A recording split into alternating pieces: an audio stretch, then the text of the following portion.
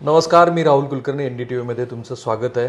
आज मी अवघ्या महाराष्ट्राला एका चमत्काराची गोष्ट सांगणार आहे आणि मी व्यक्तिशः या गोष्टीशी खूप निगडीत आहे. आपल्या महाराष्ट्रात एक अशी बँक आहे की ज्या बँकेची जवळपास 56,000 कोटी रुपयाची उलाढाल आहे. ढोबळमानाने ह्या बँकेला 1,000 कोटी रुपयाचा नफा झाला आहे आणि निव्वळ नफा जो आहे तो 600-650 कोटीचा आहे. आता ही ती बँक आहे की जी बँक महाराष्ट्रात वेगवेगळ्या राजकीय कारणामुळे खूप चर्चेत होती. श्री पृथ्वीराज चव्हाण हे महाराष्ट्र राज्याचे मुख्यमंत्री असताना त्यांनी या शिखर बँकेला RBIकडं मान्यताच नाही हे तत्कालीन पंतप्रधान श्री मनमोहन सिंग यांच्या लक्षात आणून दिलं आणि मग खूप वेगाने चक्र फिरली आणि या शिखर बँकेवरती प्रशासक आले. तेव्हापासून माझ्या मते, कारण मी पृथ्वीराज चव्हाण यांचे असंख्य इंटरव्ह्यू केलेले असल्यामुळं महाराष्ट्राच्या राजकारणाला खूप मोठीच दिशा मिळाली. ती बँक आहे महाराष्ट्र राज्याची शिखर बँक. ती शिखर बँक की जी महाराष्ट्रातल्या, कारण 1998 नंतर श्री शरद पवार यांनी जेव्हा त्यांचा पक्ष काढला त्यानंतर शिखर बँकेवरती त्यांचं वर्चस्व होतं आणि ही राजकीय चर्चा मी आज ज्यांची मुलाखत घेणार आहे त्यांच्याशी मी करणार नाही, पण तुम्हाला पार्श्वभूमी माहिती असावी म्हणून. तर जेव्हा राष्ट्रवादी काँग्रेसची स्थापना झाली तेव्हा शिखर बँकेवरती श्री शरद पवार यांचं जे वर्चस्व होतं त्यायोगे सहकारी साखर कारखानदारी आणि जिल्हा बँका या पवारांच्या ताब्यात गेल्या आणि काही जणांनी त्याच कारणामुळे राष्ट्रवादी काँग्रेसमध्ये प्रवेश केला असं म्हणतात. अर्थात शरद पवार यांचं सहकार क्षेत्रातलं कर्तृत्व हे महाराष्ट्राला माहिती आहे. पण ती बँक ही तेव्हा चर्चेत त्यासाठी आली कारण त्या बँकेला तोटाच एवढा झाला होता आणि ती बँक ढेपाळते की काय आणि त्यायोगे महाराष्ट्रातली सहकारी चळवळ हीच पूर्णपणे संपत्ती की काय असं वाटत होतं.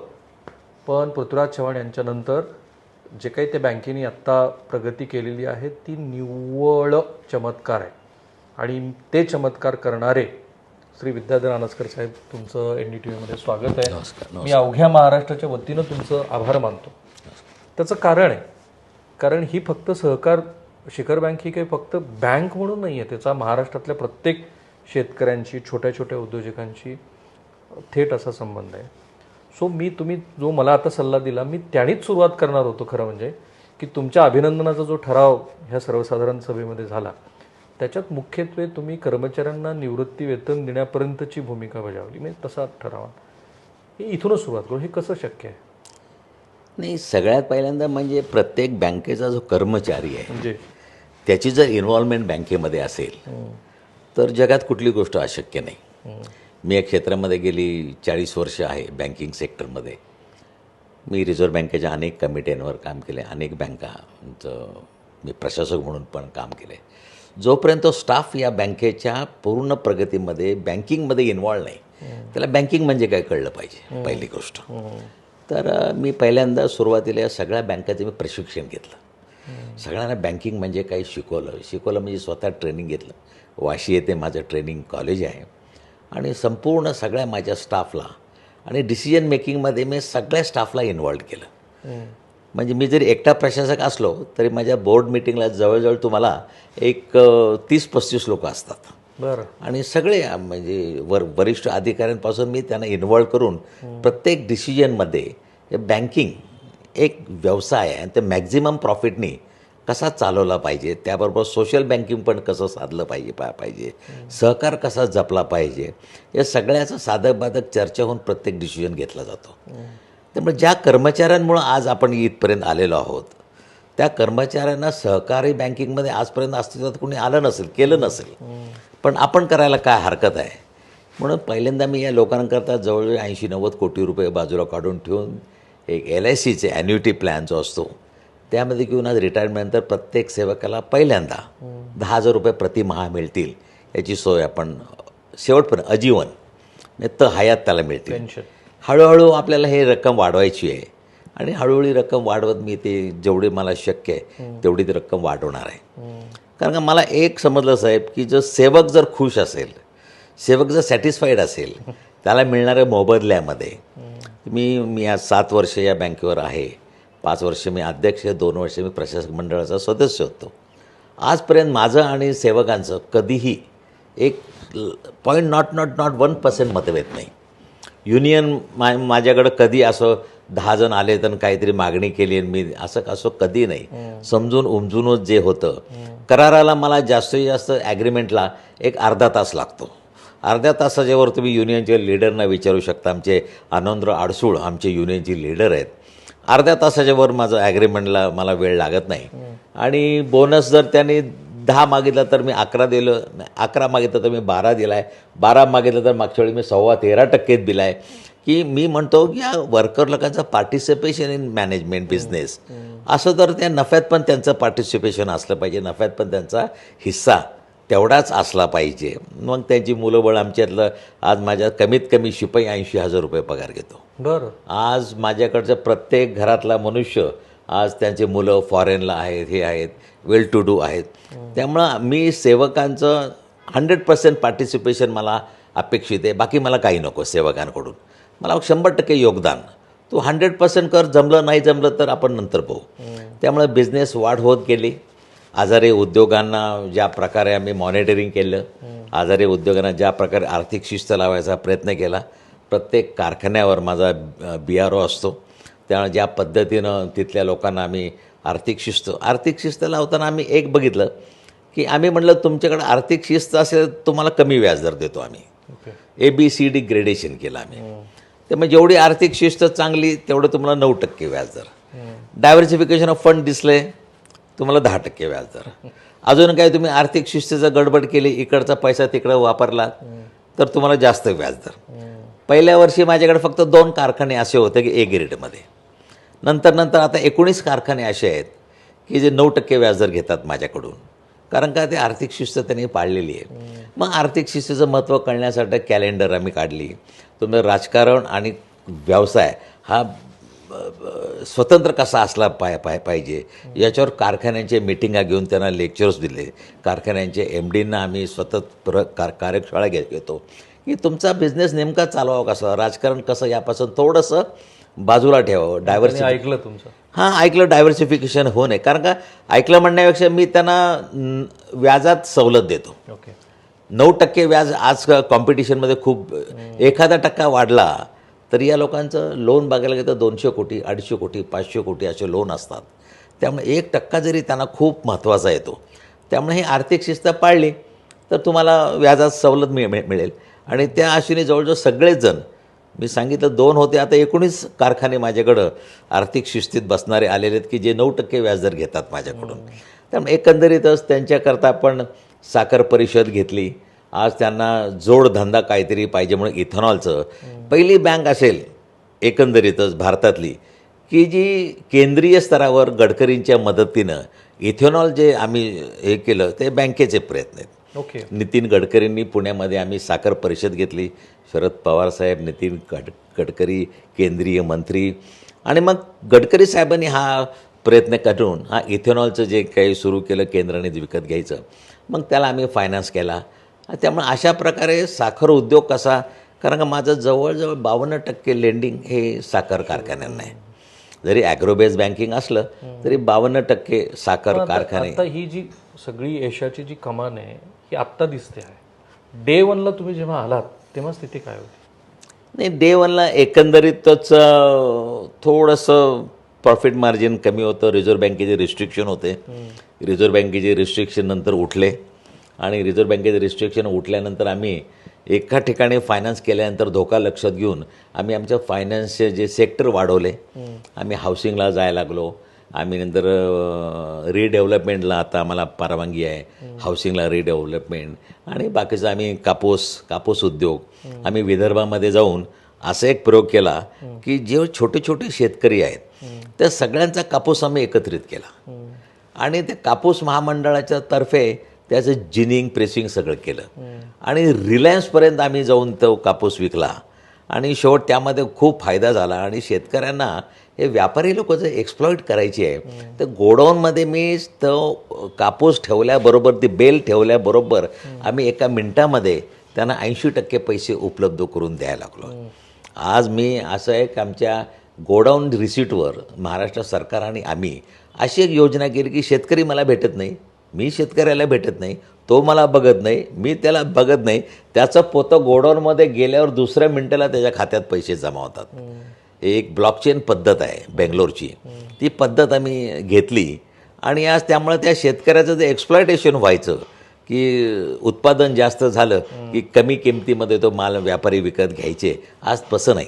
आज तो आमच्याकडं महाराष्ट्र वेअरहाऊस कॉर्पोरेशनमध्ये तो गोडाऊनमध्ये असतो. 80% पैसे त्याला दुसऱ्या मिनिटाला त्याच्या अकाउंटला जमा होतात आणि विकताना आमचे पैसे आणि आमचं व्याज वसूल होतं. अशा प्रकारची भारतातली पहिली योजना आहे. पण हे कुठल्या वर्षापासून असं राईज दिसायला सुरुवात झाली? ही राईज जो गेल्या 3 वर्षापूर्वी त्याच्या आधी माझा नफा थोडा 300च्या आसपास घोटाळत होता. 3 वर्षापूर्वी माझा पहिल्यांदा नफा 603 कोटी झाला. त्याच्यानंतर 609 कोटी झाला आणि आता यावर्षी 615 कोटी आहे. त्यामुळं चढती कमान आहे. NPAचं पर्सेंटेज माझं कमी होत. आता नेट NPA माझं 0.53 आहे. फारच कमी आलेलो आहे. त्यामुळे ग्रॉस NPA पण 10च्या आत आहे. त्यामुळे एकंदरीत NPAच आमच्याकडं जास्त होतं. आणि मग मी या सगळ्या लोकांना रिस्ट्रक्चर केलं. या सगळ्या लोकांना त्यांच्या रिपेमेंट कॅपॅसिटीनुसार त्यांचं शेड्युलिंग केलं, रिशेड्युलिंग केलं, पुनर्बांधणी केली. आजारी उद्योगांना मी ॲडिशनल फायनान्स दिला. आजपर्यंत बँकिंगमध्ये कोणी असं केलं नाही. एखादा उद्योग NPAत असेल तर त्याला आयुष्यात कोणी लोन देत नाही. पण तो आजारी का पडला त्याची कारणं लक्षात घेऊन मी त्याला परत फंडिंग केलं. का पर्याय नव्हता? पर्याय नव्हता, कारण का त्याला फंडिंग केल्याशिवाय तर व्यवसाय सुरू होत नव्हता. आणि माझं एक या सेक्टरमधलं असं एक तत्व आहे की त्यांचं रिपेमेंट त्यांच्या उत्पन्नातूनच झाले पाहिजे. जागा विकून, फॅक्टरी विकून, वसूल करून हे पठाणी काम म्हणजे माझ्या डोक्यात नाही किंवा मी त्या तत्वाला मानत नाही. रिपेमेंट व्हायला पाहिजे, त्याच्या उत्पन्नातून व्हायला पाहिजे आणि त्याला उत्पन्नक्षम बनवायचं काम बँकेचं आहे. पण बँकेने त्याच्या चुका काढल्या पाहिजेत, त्याचं डायव्हर्सिफिकेशन थांबवलं पाहिजे. त्याचं अनेक वेळेला एक्सेस इन्व्हेस्टमेंट होत असते. आता अनेक वेळेला मी त्यांना शिकवतो की तुम्ही एकमेकावर कोरगोडी करायच्या नादामध्ये दुसऱ्याचा ऊस पळवता, हायर रेट देता. आता काही लोकांनी तर 3,500 रुपये रेट दिलं आहे. हे परवडत नाही. मग आम्ही त्यांचं एक समुपदेशन करतो की तुला यावर्षी कारखाना चालेल पण भविष्य काळात तो अडचणीत येईल. तर असं एकमेकाचं मग मी साखर उद्योगाशी आम्ही साखर महासंघाची सतत कॉन्टॅक्टमध्ये असतो. त्यांचे रेट घेतो आणि त्याच्यानुसार आमचे रेट आम्ही बदलत असतो. एकच मिनिट, मी तुम्हाला थांबवतो. ते हे बोलणार नाहीत म्हणून. ही जी शिखर बँक आहे, ही शिखर बँक कोणी चालवली आहे? श्री अजित पवार, श्री जयंत पाटील आणि महाराष्ट्राच्या राजकारणातले सगळे हुज हू ह्या शिखर बँकेचे अध्यक्ष होते. बरं, ही शिखर बँक आपल्याकडे त्रिस्तरीय रचना आहे. शिखर बँक, जिल्हा बँक आणि विविध कार्यकारी सोसायट्या. तर त्या जिल्हा बँकासुद्धा आता पुणे जिल्हा सहकारी बँक ही सुद्धा श्री अजित पवार आणि तत्सम मंडळीच्या ताब्यात आहे. नगर घ्या, नगरमध्ये विखे आणि थोरातांचा संघर्षच जिल्हा बँकेवरती असतो. कुठलाही महत्त्वाचा मोठा जिल्हा घ्या की तो जिल्हा या महाराष्ट्रातल्या राजकारणातल्या हुज हू मंडळींनी चालवलेला आहे. शिखर बँक पण त्यांनी चालवली आहे. त्यामुळे माझ्या मनात आणि खूप जेन्युइन प्रश्न आहे की जे इतक्या मोठ्या नेत्यांना जमलं नाही ते श्री विद्याधर अनासकर यांनी कसं करून दाखवलं. म्हणून मी मिरॅकल म्हटलं. ते त्याची तुलना करणार नाहीत. मला त्यांना अडचणीत पण आणायचं नाही आहे, कारण ह्यातनं वेगळेच प्रवाद सुरू होतील.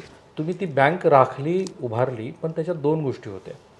एक, वेगळ्या जिल्हा बँकांची स्थिती. आता मराठवाड्यात जर काढलं तर नंबर ऑफ जिल्हा बँका अडचणीत आलेल्या आहेत. तुम्ही त्याची शिखर बँक आहात.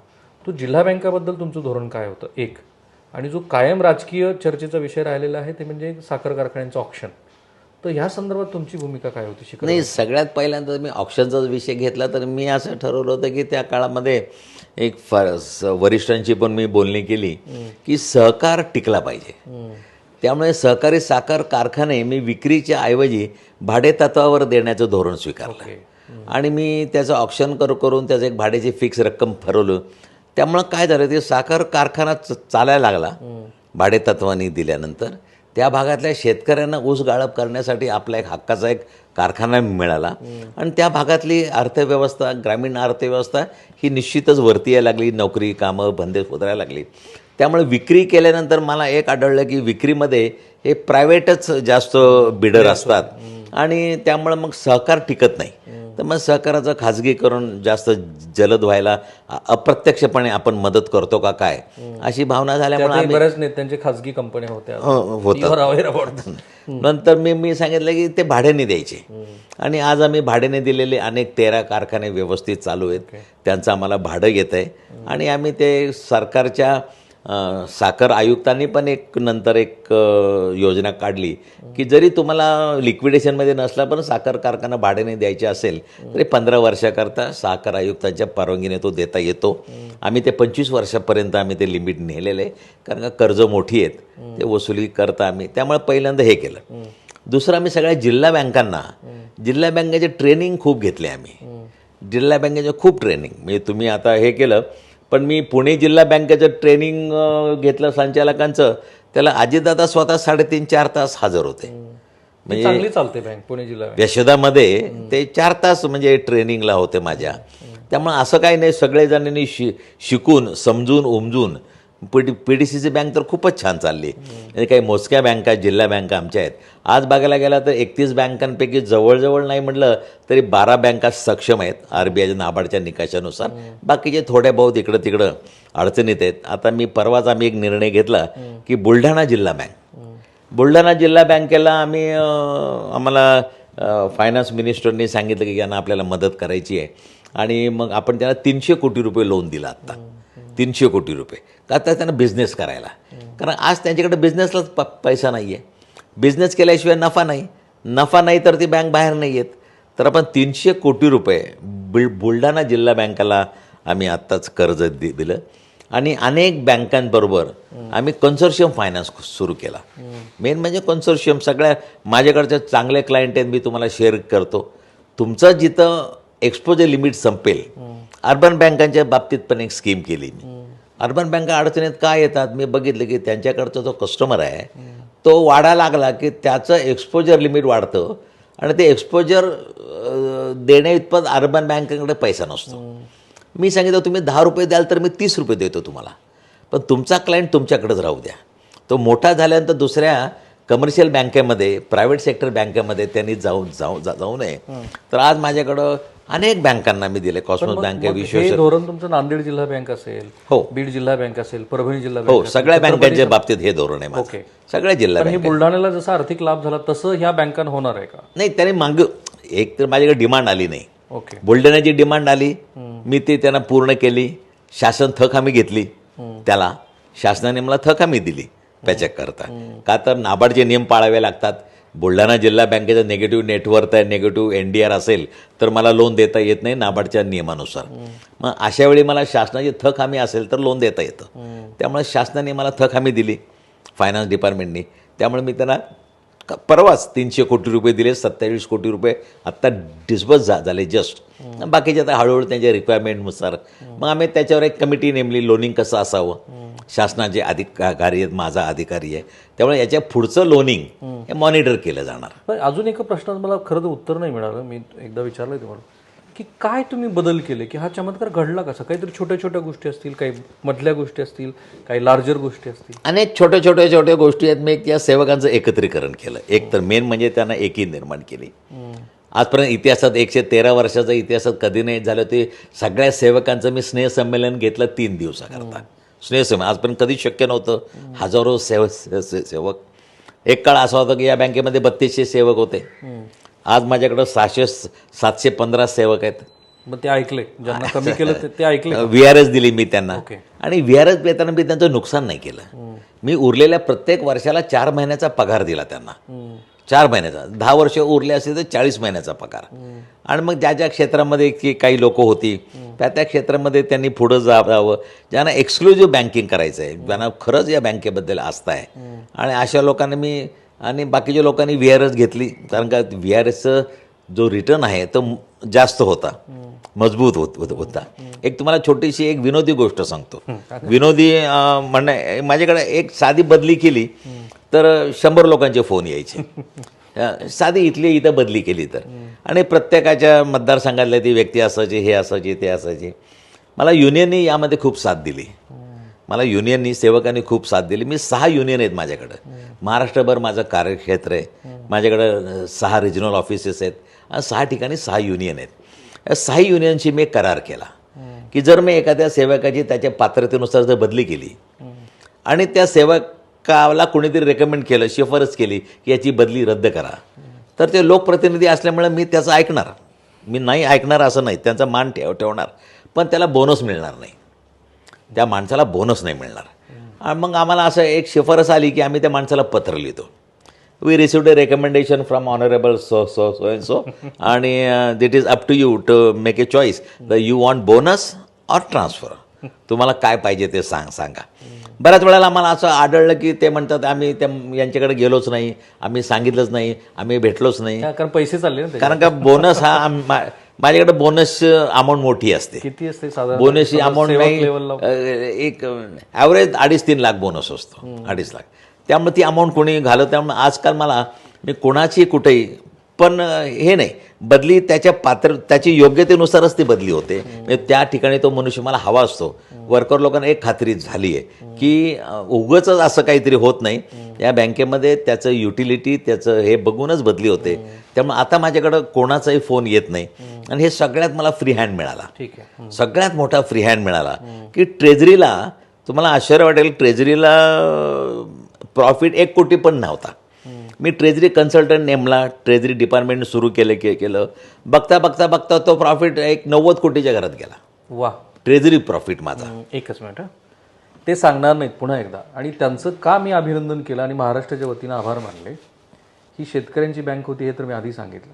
पण माझी माहिती अशी आहे की ह्या बँकामध्ये जी नोकर भरती जशी जिल्हा पातळीवरती सोसायट्यात झाली तशीच की अध्यक्षांनी माणसं आणायची, ती भरून घ्यायची, त्यांना नको असलेली पण माणसं त्या बँकेमध्ये भरली गेली आणि मग शिखर बँकेची जी काय अधोगती सुरू झाली ती झालीच.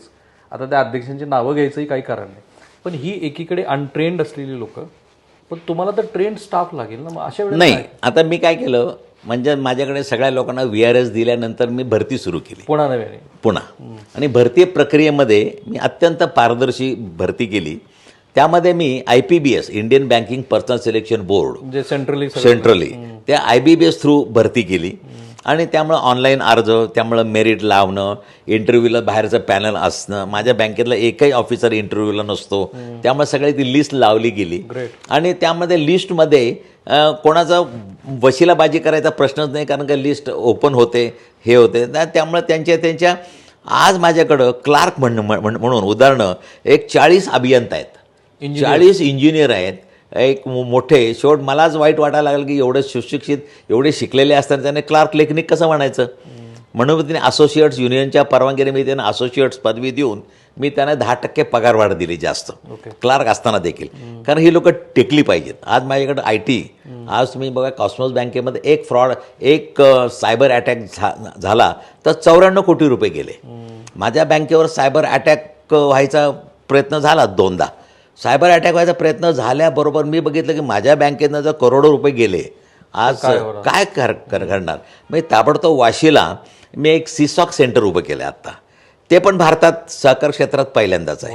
तुम्हाला रॅन्सम किती मागितला ते जेव्हा सायबर अटॅक झाला त्यावेळेला? रॅन्सम किती मागितला, किती रक्कम काढली? नाही, माझी वाचलो मी वाचलो. कारण का क्रॅचेस मला लगेच ताबडतोब माझ्या टीमला कळलं. माझ्या टीमने संपूर्ण माझे कम्प्युटर ऑफ केले होते. त्यामुळे त्याच्यानंतर मी सीसॉक नावाचं सायबर सिक्युरिटी ऑपरेशन सेंटर वाशीला मी उभं केलं. आणि डे अँड नाईट उभं केलं, 24 तास आणि 7 दिवस. आणि त्यामध्ये सगळे अलर्ट मला अटॅक येतात, म्हणजे अटॅक परतून लावता येतात. आणि मी याच्यापुढे एक पाऊल पुढं जाऊन हे केलं की फक्त माझ्यापुरतं मर्यादित नाही ठेवलं. ते महाराष्ट्रातल्या सगळ्या जिल्हा बँकांना तो प्लॅटफॉर्म उपलब्ध करून दिला, सगळ्या जिल्हा बँकांना. त्यांनी माझं हे व्हायचं. त्यामुळे ते इतकं सुंदर अवाढव्य माझं सॉक सेंटर आहे, खूप छान आहे. वाशीला माझी स्वतःची एक 8 मजली बिल्डिंग आहे. त्यामध्ये एका फ्लोअरवर संपूर्ण ते सॉक सेंटर आहे. तुम्हाला स्क्रीनवरती अटॅक येताना दिसतात, मलेशिया, चीन वगैरे. त्यामुळे आमचे 24 तास लोक तिथं असतात, अलर्ट देतात. 24 तास असतात, प्रत्येकाला अलर्ट दिला जातो, त्या बँकांना अलर्ट दिला जातो. आता सिंधुदुर्ग जिल्हा बँक नुकतीच माझ्याकडे लाईव्ह झालेली आहे. अशा सगळ्या जिल्हा बँकांना मी तो प्लॅटफॉर्म उपलब्ध करून दिला आहे. म्हणजे माझ्यापुरतंच बघितलं नाही. त्यामुळे मी ते आधी सायबर अटॅकपासून जो थ्रेट होता तो थांबवला, तो पहिल्यांदा थांबवला. कारण का त्यामध्ये असं गेलं तर एका मिनिटाचं काम आहे. हे सगळे प्रशासकीय सुधारणा करत असताना राजकीय हस्तक्षेपाचं नाही, मला खरं सांगतो, कोणाला विश्वास वाटणार आहे, मला राजकीय हस्तक्षेप नाही. मला कौतुक झालं माझ्या. बदलीसाठी तुम्हाला फोन येतात तर बाकीच्या गोष्टीसाठी येणं अपेक्षित नाही, माझ्याकडे कसं आहे, एक ते सांगतो, मला जास्तीत जास्त वरिष्ठांकडून, आता सगळे माझ्या समोरचे क्लायंट हे सगळे आमदार, खासदार, माजी मंत्री, आजी मंत्री, हे सगळे क्लायंट आहेत. कारण जिल्हा बँका, साखर कारखाने, सूत गिरण्या, या सगळ्या प्रोसेसिंग युनिट त्यांचेच आहेत, नाही असं नाही. पण ज्यात मी नाबार्डचे जे नियम आहेत त्याला मी उल्लंघन करत नाही. ओके. मी व्हायलेट नाही करत. मी जास्तीत जास्त मी त्यांना सांगतो, I can bend the law. मी जास्तीत जास्त केवढं होईल तेवढं बेंड करतो, पण ब्रेक करणार नाही. ब्रेक करणं, difference between blend and breaking. Yes, definitely. कारण ब्रेक म्हणजे व्हायोलेशन आलं, पेनल्टी आली, खूप मोठी पेनल्टी आली, आणि RBI मग मला पुढच्या सगळ्या गोष्टीला रिस्ट्रिक्शन टाकते, हे करायचं नाही, ते करायचं नाही. त्यामुळे मी जास्तीत जास्त प्रत्येक गोष्टीची मी एक पॉलिसी केली, धोरण केलं आहे, आणि ते वार्षिक सभेमध्ये मंजूर करून घेतो. ओके. त्यामुळे आज मला कोणी काही सांगितलं की मी सांगतो धोरण आहे, ते धोरणात बदल करायचा अधिकार मला नाही, तो वार्षिक सभेला आहे. तर पुढच्या वार्षिक सभेमध्ये आपण ते योग्य तो बदल करू. तोपर्यंत एक वर्षभर मला कोणी मला डेव्हिएट करायला सांगत नाही की तुम्ही हा लॉ डेव्हिएट करा. आणि वरिष्ठ पण सांगताना की बाबा कायदा मोडा असं आम्ही तुम्हाला सांगणार नाही. कायदा मोडू नका, पण शक्यतो या आजारी उद्योगांना जेवढी मदत करता येईल तेवढी मदत करा. मग आम्ही काय करतो, आम्ही पहिल्यांदा अशी एक पॉलिसी केली कोरोनामध्ये, जे एक सगळ्या आजारी कारखान्यांना त्यांनी न मागता 25% रक्कम आम्ही जास्त दिली त्यांना. ओके. 100 कोटी कर्ज असेल तर एक 25 कोटी रुपये त्यांना दिले की त्यातनं बाहेर पडायला. आणि मला अभिमान वाटतो की त्यातलं सगळं रिपे झाले. म्हणजे मला कोणी असं हे केलं नाही, कारण का टॅगिंग बिगिंग त्यांच्यावर नियंत्रण ठेवणं. आता मी नवीन सुधारणा करतो की कारखान्यामध्ये जो काही प्रत्येक माल तयार होतो, तो माल त्या बेल्टवरून जाताना त्याचं ट्रॅकिंग शेवटपर्यंत कसं होईल, त्याची माझ्याकडे यंत्रणा आता सुरू आहे. तुकाराम कारखान्यामध्ये त्याचं यशस्वी डेमो पण झाला आहे. म्हणजे प्रत्येक पोतं शेवटपर्यंत कुठं जाईल याचं ट्रॅकिंग माझ्या HOला बसून होईल. पाकिस्तानच्या बॉर्डरवर गेलं नाही, गेले ते बघा होईल. म्हणजे अशा प्रकारे एक शिस्त लागणं, की अशा अनेक प्रयोग केलेत मी, म्हणजे खूप प्रयोग केले. या आजारी उद्योगांच्या बाबतीमध्ये त्यांचं रिशेड्युलिंग करणं, त्यांना रिस्ट्रक्चर करणं, पुनर्बांधणी करणं, त्यांच्या फंडेड इंटरेस्ट टर्म लोन आपण ज्याला म्हणतो FITL, अशा प्रकारे त्यांना सवलत देऊन त्यांना जास्तीत जास्त वरती करणं, OTSची स्कीम राबवणं, त्यांच्या रिपेमेंट कॅपॅसिटीनुसार त्याला मुदत देणं. राईट. पण जेव्हा होम ट्रेड सारखा घोटाळा झाला तेव्हा असं लक्षात आलं होतं की बँकांनी त्यांचं ऑडिटचं जे रँकिंग आहे ते सुद्धा मॅन्युप्युलेट केलेलं होतं. तो ह्या दृष्टीनं तुम्ही काही विचार केला की बँकांचं? नाही, एक तर मी इन हाऊस माझं डिपार्टमेंट आहे. होम ट्रेड सारखं असं नाही की बाबा तो कोणतरी एक दलाल होता आणि तो हजारो मोठमोठ्या लोकांचे फोटो घेऊन फिरायचा, याने इतके इन्व्हेस्ट केले, त्याने इतकेत केले, तशा प्रकारे माझ्याकडं नाही. माझ्याकडं संपूर्ण एक कन्सल्टंट आहे, एक स्वतंत्र कन्सल्टंट आहे, त्याला आम्ही अपॉइंट केला आहे. आणि सेपरेट ट्रेझरी विंग माझ्याकडे आहे. आणि ट्रेझरी विंगमध्ये अत्यंत आता एक साधं माझ्या एका माणसाने DGMनी एक 800 कोटी रुपये या एका बँकेत गुंतवले होते, आणि आम्हाला ते पटलं नाही की 800 कोटी ती रिस्क होती मार्केटमध्ये, त्याचं आलेख हा रिस्की होता. आम्ही त्यांना डिसमिस केलं. ओके. डिसमिस केलं, पूर्ण डिसमिस केलं. हायकोर्टापर्यंत केस गेली. मी सांगितलं नथिंग डुईंग, मी याच्यावर ट्रस्ट ठेवू शकत नाही, कारण 800 कोटी रुपये छोटी गोष्ट नाही आज.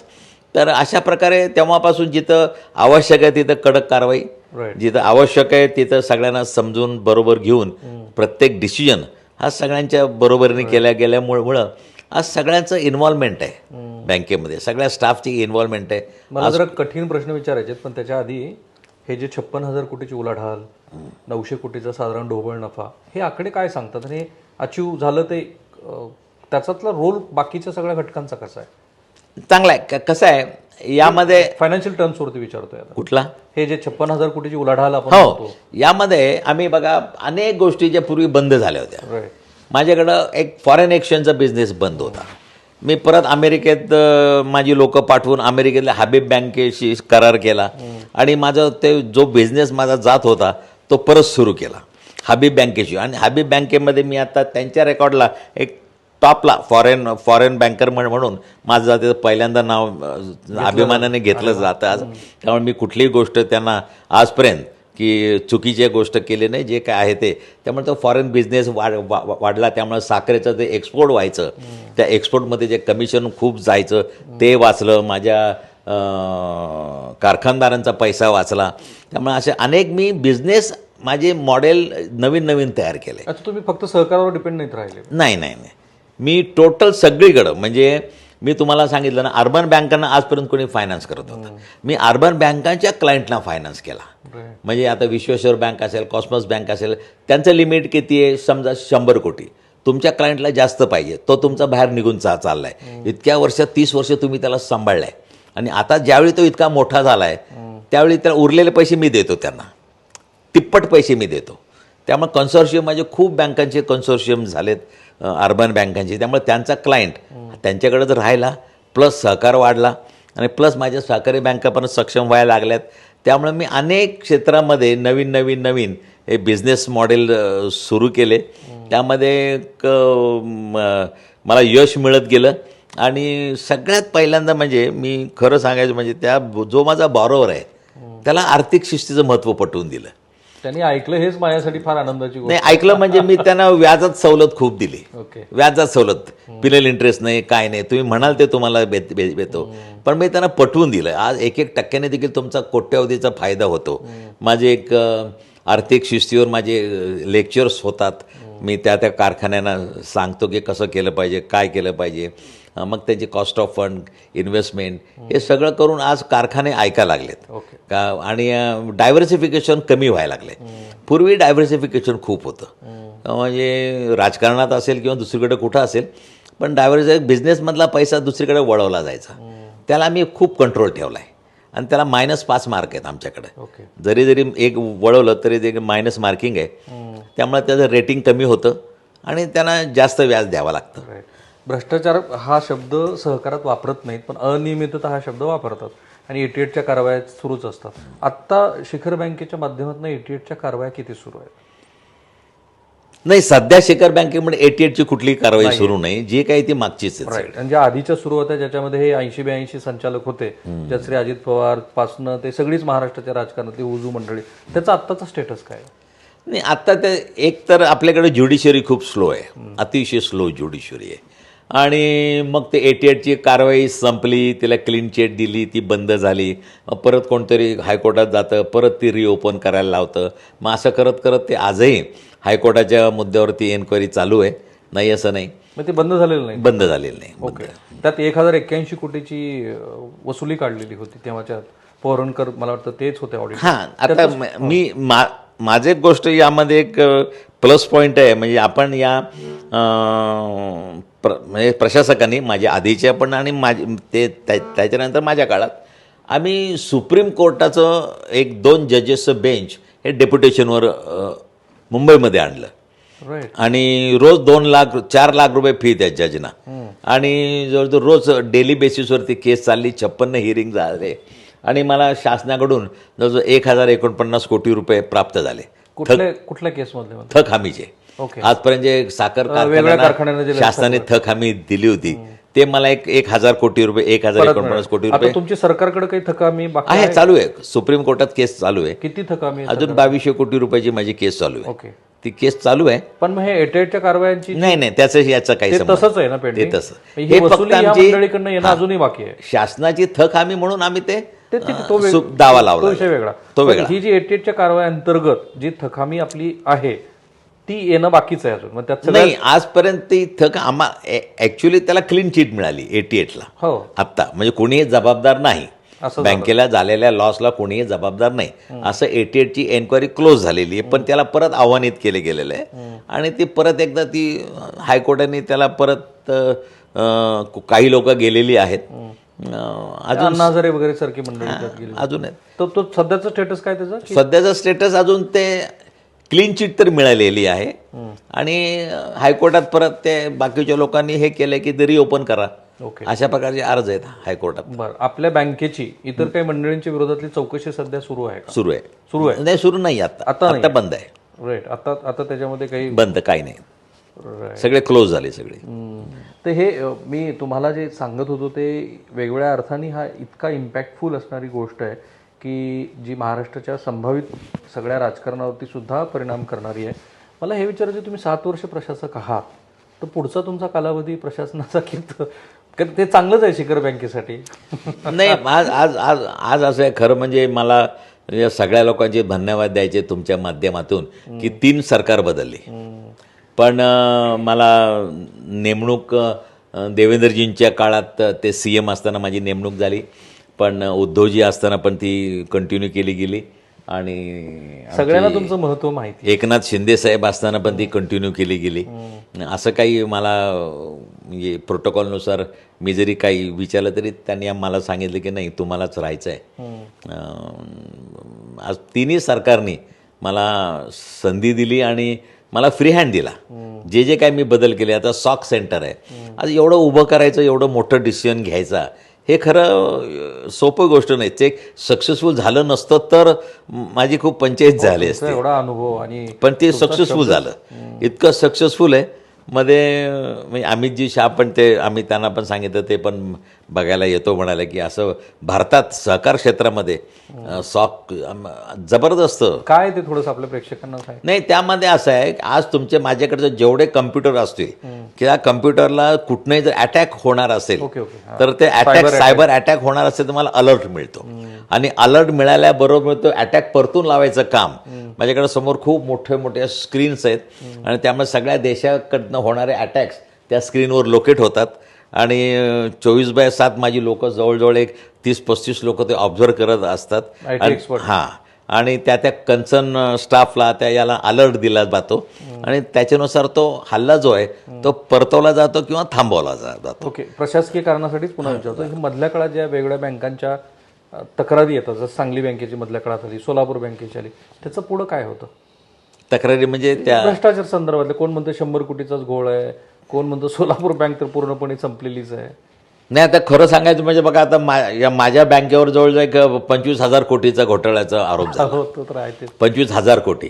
आता माझा बँकेचा टर्नओव्हरच जर बघितला तर 25,000 कोटी नाही आहे वर्षा. त्यावेळी 15,000 कोटी टर्नओव्हर होता. आज माझं लोनिंगच तुम्ही बघायला जाल तर 23,000 कोटी आहे. त्यामुळं हा जो काय असं आवाजाने मीडियामध्ये जे काही आकडा जो मोठा आहे, आज माझं 57,000 कोटी टर्नओव्हर आहे, दोन्ही मिळून डिपॉझिट आणि कर्ज. डिपॉझिट किती आता? दोन्ही एक 23,000, 22,000 कोटी डिपॉझिट. डिपॉझिटर कोण आहेत? डिपॉझिट माझे सगळे इन्स्टिट्यूशनल आहेत, जिल्हा बँका. सहकार क्षेत्रामध्ये एक असं आहे की त्यांनी पैसा माझ्याकडं अपेक्स बँकेमध्ये गुंतवावा, असे एक हे प्रथा आहे. गुंतवलाच पाहिजे असा आता नियम नाही, पण गुंतवावा, सहकार कायद्यातच ते तरतूद आहे. त्यामुळे जिल्हा बँका, हाऊसिंग सोसायट्या या सगळ्या माझ्या डिपॉझिटर आहेत. व्यक्तिगत डिपॉझिटर माझ्याकडे कमी असतात, इन्स्टिट्यूशनलच जास्त असतात. आणि सगळ्यात महत्त्वाचं म्हणजे 113 वर्षामध्ये पहिल्यांदा आज सरकारचा पैसा माझ्याकडे ठेवण्याकरता एक रेकग्नाइज बँक म्हणून मला परवानगी मिळाली. कारण का सरकारने असं केलं होतं की 4,000 कोटी जोपर्यंत तुमचं नेटवर्थ नाही तोपर्यंत तुम्हाला परवानगी नाही. आज माझं 4,000 कोटीच्या वरती नेटवर्थ गेलेलं आहे. त्या 4,615 कोटी माझं नेटवर्थ आहे. त्यामुळे शासनाचा पैसा आहे, जे चॅरिटी ट्रस्ट असतात किंवा तुमचे शिर्डी देवस्थान असेल, हे असेल, अशा सगळ्यांचा पैसा मला घ्यायला शासनाने परवानगी दिलेली आहे. आलाय का ते? हां, आला 20 एक अकाउंट आलेली आहेत. ओके, कुठली कुठली अकाउंट आलेली? हे शासनाचीच अकाउंट, महामंडळाचे हे ते अकाउंट माझ्याकडे आले. देवस्थानाची आली आहेत का? देवस्थानची अजून तरी आलेले नाहीत, कारण का आम्ही प्रयत्न करतोय प्रत्येक ठिकाणी. पण नाही, मला खात्री आहे की ह्या मुलाखतीनंतर आणि त्या ज्या सगळ्या सकारात्मक बातम्या येत आहेत त्यानंतर बरेच लोक शिखर बँकेकडे, आणि मी खात्रीपूर्वक सांगू शकतो की श्री अनास्कर जोपर्यंत तिथे आहेत आणि त्यानंतर सुद्धा त्यांनी जो काही पायवाट करून दिलेली त्याचा महामार्गच बनणं अपेक्षित आहे. एक 2च माझे शेवटचे प्रश्न. मधल्या काळामध्ये एक चर्चा अशी झाली होती की कुठलीही लायबिलिटी, म्हणजे सहकार चळवळीला जेव्हा तुम्ही काही देता तेव्हा त्या संचालकांनी स्वतः वैयक्तिक त्याची लायबिलिटी घ्यावी, ह्याबद्दल तुमचं काय मत आहे? नाही, यामध्ये मध्यंतरी एक GR असा निघाला होता, सरकारने ज्या साखर कारखान्यांना कर्ज मंजूर केलं होतं थक हमीवर, शासकीय थक हमीवर, त्यामध्ये सरकारने असे एक GRमध्ये अट टाकली होती की जे संचालक आहेत ते व्यक्तिगत आणि सामूहिकरित्या जबाबदार असले पाहिजेत. अशा प्रकारे ती अट होती. मला स्वतःला म्हणजे ॲज अ बँकर म्हणून ती अट प्रॅक्टिकल वाटत नाही. कारण का दर 5 वर्षांनी संचालक बदलत असतात, दर 5 वर्षांनी निवडणूक होत असते. आज त्यांची व्यक्तिगत जी आहे, जसं लिमिटेड कंपनीमध्ये तुमचे जेवढे शेअर्स आहेत त्या लिमिट पुरतच तुमची जबाबदारी असते. भागीदारीमध्ये मात्र तुम्ही तुमचं घरदार सगळं जबाबदार असतं. तसं इथं जो संचालक असतो हा सेवाभावी वृत्तीने तिथं कायद्याने तरी, प्रत्यक्षात काय त्याबद्दल न बोललेलं बरं, पण प्रत्यक्षात तो कायदेशीरदृष्ट्या तो 250 रुपये भत्ता घेतो, त्या मिटिंगचा भत्ता घेतो. आज आमच्या अर्बन बँकेला 250-400 रुपये भत्ता आहे फक्त मिटिंगला. तर त्याला त्या दृष्टीने त्याचे व्यक्तिगत त्याला जबाबदार भरणं, त्याची व्यक्तिगत स्वकमाईची कष्टाची मालमत्ता ते काय बरोबर ही काय बरोबर वाटत नाही. ओके. हे माझं व्यक्तिगत मत. सहकारी साखर कारखानदारी की प्रायव्हेट आणि जिल्हा बँकेवरती लोकनियुक्त असलेलं म्हणजे त्या सभासदांनी निवडलेलं संचालक मंडळ की प्रोफेशनल संचालक मंडळ? नाही, आता हे आता आरबीआयने पण बऱ्याच ठिकाणी सांगितले की तुमच्या इथं 2 संचालक प्रोफेशनल पाहिजेतच. चार्टर्ड अकाउंटंट, कंपनी सेक्रेटरी हे कंपल्सरी केले. त्यामुळे आज जरी निवडून आलेल्या संचालकांमध्ये 2 प्रोफेशनल तज्ज्ञ संचालक त्याला म्हणतो आम्ही, तर तज्ज्ञ संचालकांनी आरबीआयने कंपल्सन केल्यामुळे प्रत्येक बँकेवर 2 तज्ज्ञ संचालक आहेत. आणि अनुभव आणि अकॅडमिक या दोन्हीचं कॉम्बिनेशन जर झालं तर मला बँकर शुअर बँकिंग हे प्रत्येक पै आज ज्यावेळी तुम्ही गुंतवता ते गुंतवताना तुम्ही त्यामध्ये नुसतं नफा न बघता त्यामध्ये त्याची तरलता, लिक्विडिटी, सेफ्टी या सगळ्या गोष्टीचा डीपमध्ये विचार करून मार्केट कसं चाललंय, काय चाललंय, कशाला पैसे लावायचे आहेत, कुठल्या बिझनेसला ब्लॅकलिस्टमध्ये टाकायचं, याचा निर्णय जर नीट पद्धतीने जर घेतला तर कुठली गोष्ट अडचणीची वाटत नाही. खाजगी की सहकारी साखर कारखानदारी काय कोणाच्या ताब्यात असायला हवी असं तुम्हाला? नाही, सहकाराच्याच ताब्यात असायला पाहिजे. असायला पाहिजे. पण पूर्वीच्या काळी एकच होतं की सहकार म्हणजे काय, जे गोष्ट एका माणसाला जमत नाही ती बाकीचे लोक एकत्र येऊन सक्सेसफुलपणे करतात. पण सहकाराला तुम्ही म्हणता सत्तेचं कुंपण असायला पाहिजे. पण हे कुंपण जर शेत खायला लागलं तर अडचणीची परिस्थिती येते. त्यामुळं सहकार वाईट मुळीच नाही. सहकारामुळं फार गरीबातल्या गरीब माणूस वर आलेला आहे.